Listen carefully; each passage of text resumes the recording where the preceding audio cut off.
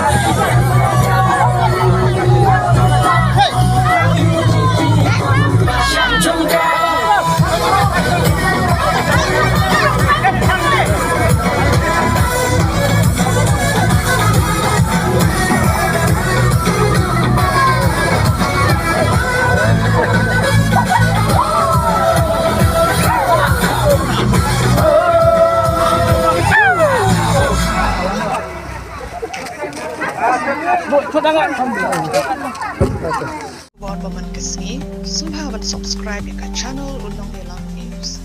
Khublei.